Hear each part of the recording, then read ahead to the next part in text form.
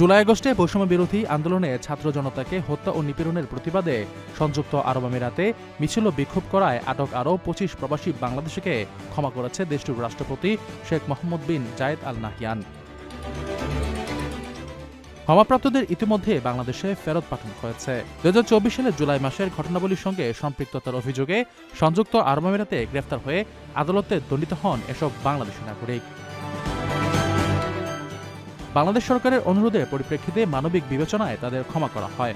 ওই সময় বাংলাদেশে সংঘটিত বিদ্রোহ অস্থিরতার প্রেক্ষাপটে সংযুক্ত আরব আমিরাতের বিভিন্ন স্থানে অবস্থানরত কিছু প্রবাসী বাংলাদেশিকে আটক করা হয়েছিল। পরবর্তীতে আইনি প্রক্রিয়া শেষে তাদের বিরুদ্ধে রায় দেন দেশটির আদালত। কোটা সংস্কার আন্দোলনের প্রতি সংহতি জানিয়ে সংযুক্ত আরব আমিরাতে বিক্ষোভ করায় ৫৭ বাংলাদেশিকে বিভিন্ন মেয়াদে কারাদণ্ড দিয়েছিলেন সে দেশের আদালত।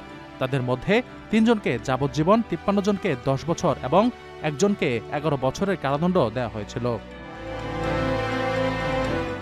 আপনার স্বপ্নগুলো আকাশ ছুবে প্রবাসীর হেলিকপ্টারের মাধ্যমে। বিয়ে, জন্মদিন অথবা যে কোনো বিশেষ প্রয়োজনে হেলিকপ্টার ভাড়া করতে যোগাযোগ করুন স্ক্রিনে দেয়া নাম্বারে। প্রবাসীর হেলিকপ্টার, নিরাপদ ও সাশ্রয়ী বাহনের বিশ্বস্ত নাম।